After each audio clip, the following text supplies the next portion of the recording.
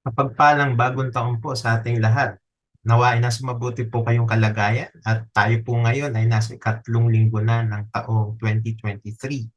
I hope and pray na kayo po ay nagdiwang ng Pasko at bagong taon kasama yung mga mahal sa buhay ng ligtas at kayo po ngayon ay kasama namin na dito po sa ating online prayer meeting. Para po sa ating devotion this evening, ating pong tutunghayan ang syempre dahil nga po bagong taon, most of the time ang tema po ay patungkol po sa planning at sa paghahanda para po dun sa bagong taong ating harapin. Kaya nga po sa ating devotion this evening, ating pong pamagat ay O.M.G. Oh My Goals. Ayan. Ito po yung Christian's perspective about goal setting and planning. Bago po lahat, tayo muna ay humingi ng tulong at gabay sa ating Panginoon. Panginoon, kayo po ang sumama sa amin sa aming pag-aaral sa gabing ito. Nanahin ko po na bigyan niyo po kami ng karunungan, iba yung pangunawa upang amin pong maintindihan ang inyong pong mga salita. Lalo higit yung amin pong pagpaplano, paano po ito makatutulong sa amin pong personal na mga buhay, maging po sa aming mga ministry hinahawakan, maging po Panginoon sa amin pong mga karera at mga plano po sa hinaharap. Salamat po o Diyos sa pangalan ni Jesus. Amen at amen. O.M.G, no? Meron na po ba kayong mga goals na naset for 2023? Alam niyo po, important po ang pagsiset ng goal at marami nga pong mga kumpanya, maging mga ating pong church tuwing start of the year ay nagkakaroon po tayo ng planning and evaluation. Sabi nga po ni Albert Einstein, no? Kung familiar kayo kay Albert Einstein, sabi niya, yung insanity daw po is doing the same thing over and over again and expecting a different result. Yun. Paulit-ulit mong ginagawa isang bagay, tapos ang na-expect mo ay may bagong mangyayari. No? Tawag daw po doon ay insanity. Ayan. So, kaya nga po tayo nagpaplano, kaya po tayo nag-set ng mga goals is for us to have a better preparation, no? Doon po sa ating bagong taon na kinakaharap. Ito rin po yung tinatawag ng ilan na New Year's resolution na madalas ay hindi naman talaga nakukumpleto, no? But I hope and pray po, no, sa ating pag-aaral ngayong gabi ay magkaroon po tayo ng kakaibang perspektibo patungkol po sa goal setting and planning. Now, ano po ba ang ibig sabihin ng goal? No? Sabi po ng Merriam-Webster Dictionary, yung goal po is actually defined as the end toward which effort is directed. No? Sabi din po sa dictionary.com, it is the result or achievement toward which effort is directed. So pansinin niyo po, may common denominator doon sa definition ni Merriam-Webster at ni dictionary.com. Una po ay merong end, merong end result kang hinihintay or inaasam, and then meron din dapat effort na gawin, no? And kaya nga po pwede natin i-define yung goal, no? Goals are desired outcome as defined by a roadmap in order to realize an aspiration in life. Ibig sabihin, yung goal, yan yung end result, yung desired outcome natin. At para magawa natin yon, kailangan natin magkaroon ng roadmap, no? Ng action plan para ma-realize po yung mga aspirations natin. Now, yung goals po, sabi nga, tawag din dito ng ilan ay yung mga aims, pwedeng target, aspiration, nga ginabanggit ko kanina, dreams, at yung iba nga po ay tinatawag din itong resolutions. No? So yan po yung goals. Now, the process naman po ng pagsiset ng goals, ang tawag po dun is yung goal setting. Ito po yung process of establishing a list of desired outcome. Yan po yung goals na binanggit natin kanina. At yung corresponding action needed para daw po ma-achieve yung ating goals na inaasam. So yan po yung goals at yun naman po yung goal setting. So pag goal setting, yun yung proseso, no? Na nililista mo yung mga goals mo at yung mga corresponding na mga actions para ma-achieve mo yung desired outcome. Yan. Yan po yung brief intro lang, no? Now, importante po ang pagsiset ng goals kasi sinasabi ng ilan, bakit ba kailangan pa mag-set ng goals, no? Meron po tatlong bagay na gusto kong bahagi, no? Bakit mahalaga ang pagsiset ng goal? Una po, it gives you direction. Kung meron ka sineset na goals sa iyong buhay, sa iyong, bawa sa start ng 2023, sinet mo na yung goals mo for this year and the coming years ahead, no, meron kang direksyon, meron kang roadmap na gustong sundin. Parang ika nga, kung ikaw ay lalabas, no, alam mo na kung ano yung direksyon, no, saan ka. Parang ganito, pupunta ako sa mall. Kung pupunta ako sa mall, ano yun, alam ko na ito yung sasakyan ko, no? Anong oras ako aalis para makarating ako doon ng ganitong oras, no? Of course, there are several factors pa na kailangan i-consider, but needless to say, by setting a goal, meron kang direksyon, no? Sa buhay. Hindi lang yon, meron ding prioritization na nangyayari. It helps you to prioritize things, no? Kasi yung problema, sa dami ng opportunities na dumadating sa atin, no? Sabi ng ilan, wala namang opportunities na dumadating. Alam niyo po, every day, maraming opportunities na dumadating. Pinapalampas lang natin. Or yung iba naman, ginagrab lang ng ginagrab. So by setting a goal, alam mo na kung ano yung ipaprioritize mo. No? Alam mo yung uunahin mo, ika nga. And then lastly, it also makes you efficient. No? Mas nagiging eficiente ka. Efficient meaning hindi ka lang effective, no? Kasi marami effective. Sabihin, nagawa mo yung isang bagay na gusto mong magawa at na-achieve mo yon, pero ang tanong, gaano kabilis mo na-achieve, no? By being efficient, hindi ka lang nagiging epektibo, pero nagagawa mo rin ito in the shortest possible time frame. Yan, yun yung tawag na efficiency, no? So, pag may goals ka, meron kang direksyon, meron kang way to prioritize, and then you are also efficient. Now, one important biblical principle po na which differentiates us from the non-believers in terms of goal setting ay ito po. We understand that importante po ang pagpaplano at pagsaset ng goals. However, hindi po natin hawak ang ating buhay. Hindi natin hawak ang future.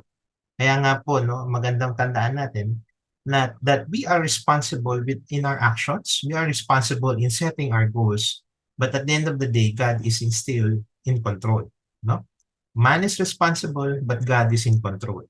Sa Tagalog nga po, ito yung mas common na ano natin. No? Nasa Diyos ang awa, pero nasa tao ang gawa. Ibig sabihin, hindi lang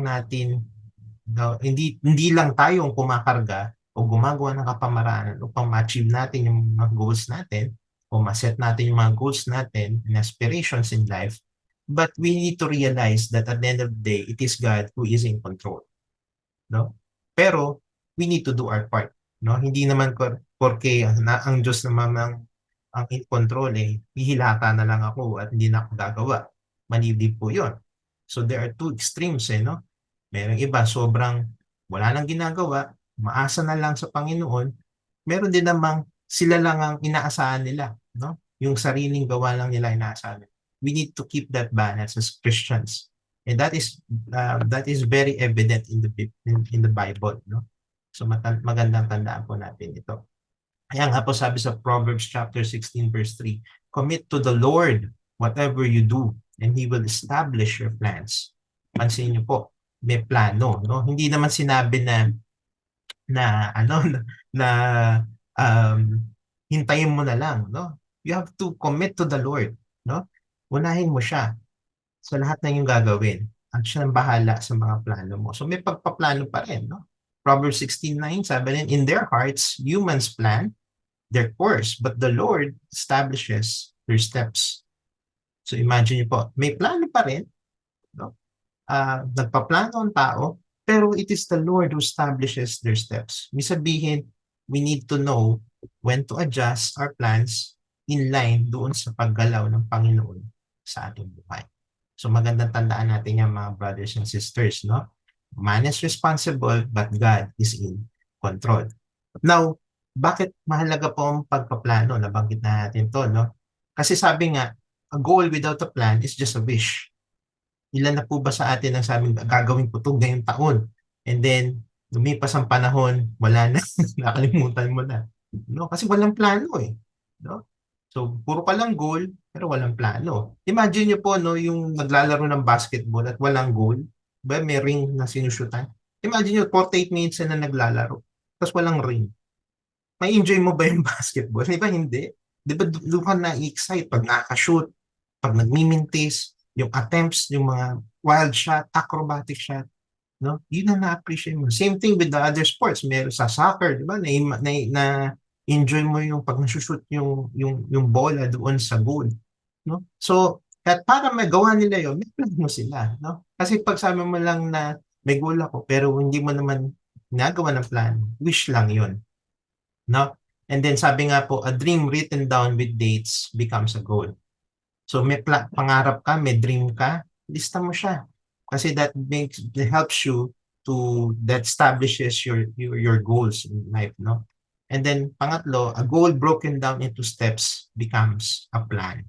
Ayan, napakaganda. A goal broken down into steps becomes a plan. And then lastly, a plan backed by actions makes your dreams come true.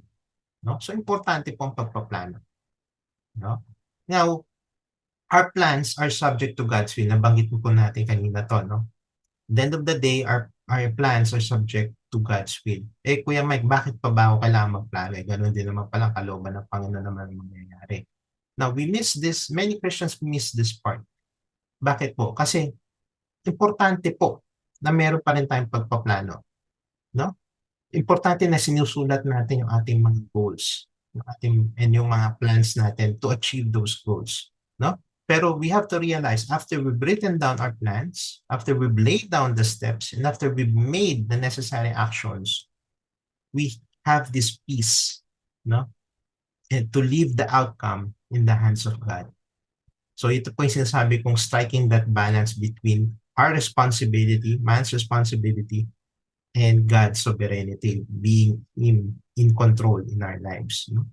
So, yes, importante nagpaplano tayo, nag-ilista tayo ng ating steps to achieve our goals. But after that, we can leave the outcome in the hands of God. Kaya bakit importante magplano?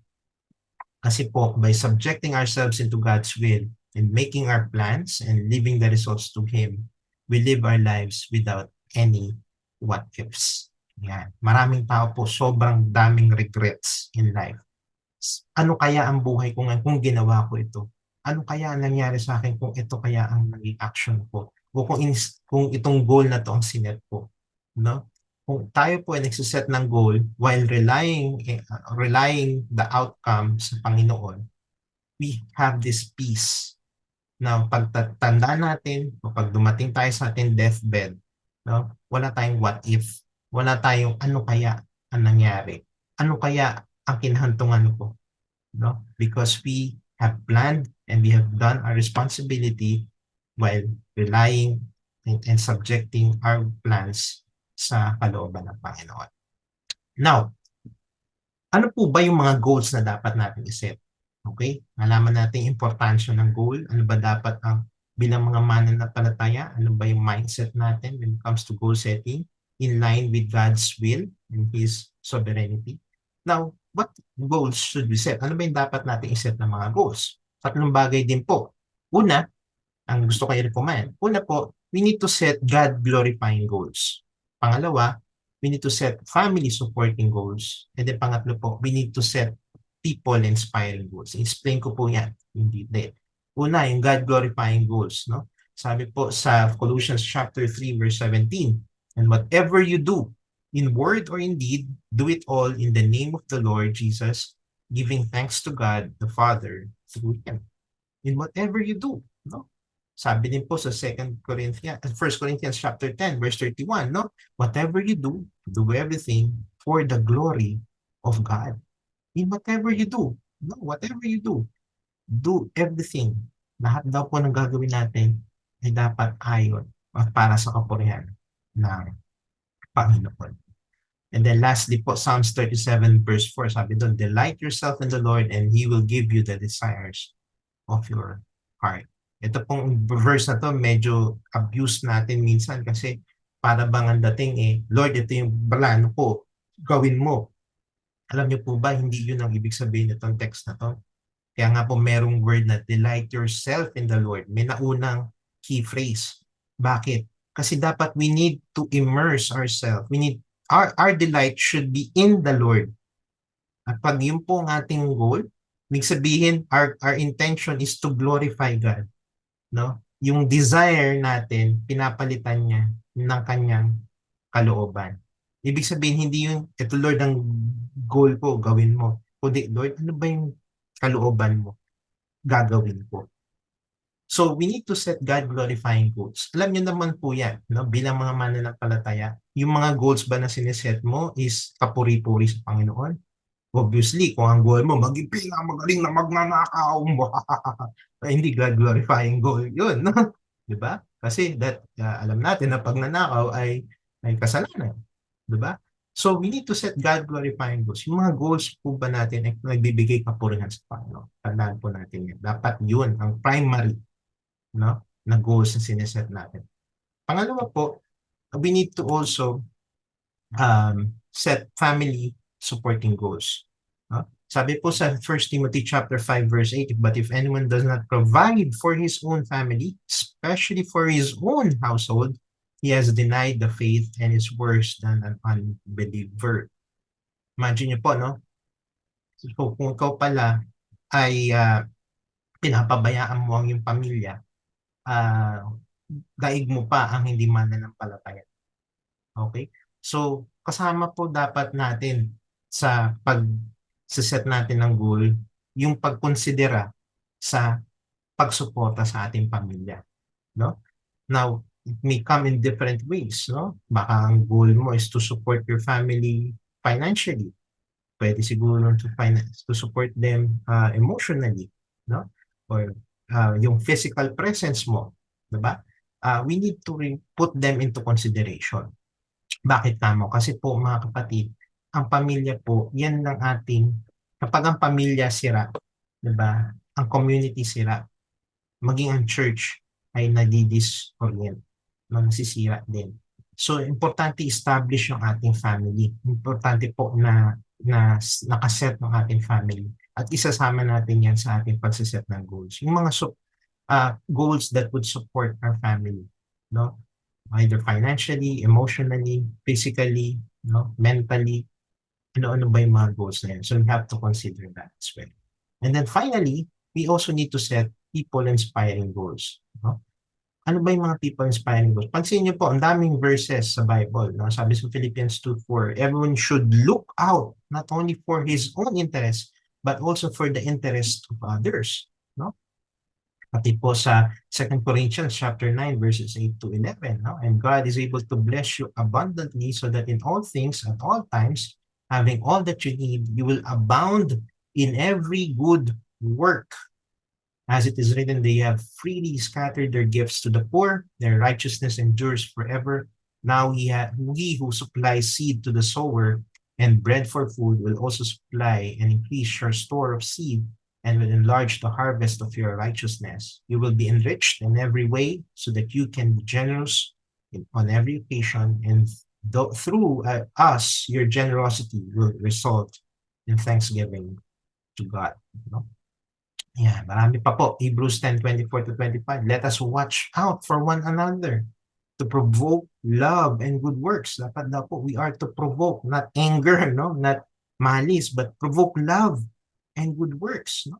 Maging po sa Hebrews chapter 13 verse 16, sabi din doon, don't neglect to do what is good and to share, for God is pleased with such sacrifice. Mga kapatid, no? Sama natin sa ating pagsiset ng mga goals. Yung mga goals that would inspire other people. Especially our brothers and sisters in Christ. No? Lalo higit, meron mga tao nakatingin sa atin. Mga taong nagpumokopya sa atin. May mga taong nag-emulate sa atin. No? We need to inspire them. We need to motivate them by doing our part and by through our lives. No? Yan, yan po yung tatlo na dapat natin tandaan. What goals should we set? We need to set God-glorifying, family-supporting, and people-inspiring goals. Now, very quickly na lang po, no? How to set your goals? Pwede nyo itong screenshot na lang. Pero I won't go into detail na, no? Ano ba yung mga goals na dapat natin siniset? Una, set short and long-term goals, no? Set SMART goals. Ano yung SMART? S-M-A-R-T. Specific, measurable, attainable, reasonable, time-bound. No? Ibig sabihin, kung magse-set ka ng goals, dapat yung specific, hindi yung gusto kong magkaroon ng magandang trabaho. Gaano kaganda yung trabaho gusto mo, di ba? O gusto kong pumayat sa 2023, gaano kapayat yung gusto mo, no? So they have to be specific, no? It has to be measurable. Kasi pag measurable, diba, madali mong ma-set, ma-gauge, ma-assess kung na-reach mo ba yung goal mo. Dapat attainable, yung realistic naman, hindi naman yung imposible ma-achieve, no? Diba? At dapat din may time bound ka, may sinet kang panahon kung kailan mo ito ma-achieve. But again, subject to ano yan, no? Sa adjustment pa rin in line with kung paano gumagawa ang Panginoon sa ating buhay. Set also motivating goals, yung gaganahan ka. Isulat mo, set written goals, set personal goals. Sabi ko nga sa mga young people, no? Pag gumawa ka ng goal, it's something na may kurot sa puso mo, yung something personal sa iyo, yung something that you want to accomplish, no? Meron kang personal agenda, ika nga. Set personal goals, no? And then adjust your goals when needed. Sabi nga natin, hindi natin control ng buhay natin. Huwag kang ma-frustrate pag hindi na-achieve o hindi mo nagagawa yung goal mo. But instead, pray and rely kung saan ka ba dinadala ng Panginoon. And then adjust your goals accordingly. Hindi naman yan life or death, no? Pag hindi na-achieve yung goal, tapos na ang buhay. Hindi po. But we need to rely kung paano po gumagawa ang Panginoon sa atin. And then lastly, we need to recognize and reward ourselves when we meet a goal. So, ibig sabihin po, enjoy small wins. No? Enjoy small accomplishments. Kapag na-achieve mo yung short-term goal mo, no? Recognize yourself. Reward yourself kung kailangan. No? Celebrate. Hindi naman kailangan magarabong celebration, but the point is, reward yourself ba? Para lalo kang ma-motivate, no? Sa iyong mga goals na sila. Yeah. So, as we end po, no? One important thing to be reminded of, like kung sinabi ko kanina, no? That though we are responsible in setting our goals, we need to understand that at the end of the day, it is God, no? Who does who knows what's best for us, no? Kaya nga po sabi sa Proverbs chapter 3 verses 5 to 6, we need to trust God, no? Trust in the Lord with all your heart, sabi nga dito, and lean not on your own understanding. In all your ways, acknowledge Him, and He will make your paths straight. No? We need to trust God. Pray and adjust your plans when needed. Seek Him first in your life, and He will make your direction clear according to His will. Yan po yung napakagandang paalala sa atin. So as we end po, no? As I end tonight's devotion, wanna quote yung isa sa biography po ni Jonathan Edwards, no? Napakagandang biography ni Jonathan Edwards. Sabi po doon, Edwards resolved to live life so that at the end, he would feel as though he had an eternal significance. Because life is but a vapor, sabi nga ni Solomon, King Solomon. And we don't know when the Lord will call us home. We can resolve to live out our lives with the goal of making an everlasting impact for God's kingdom. Resolve to live life, no? So that at the end, you will feel as though you had an eternal significance. Napakagandang paalala po sa atin. At true enough, nakita po natin yung sa buhay ni Jonathan Edwards kung paano po siya ginamit ng Panginoon maging ang kanyang salilahi, no? In the coming years ahead. Most of them naging president ng Bible School, most of them naging of government officials, mga pastor, etc., etc. No? So my prayer to you, brothers and sisters, is this as we end tonight's devotion, no? That we may pursue God-glorifying, family-supporting, and people-inspiring goals so that we will have an eternal significance. No? Hindi lang po sa taong 2023, eternal significance and for God's glory. Magandang gabi po at nawa ipagpalain tayo ng ating Panginoon. God bless you this 2020.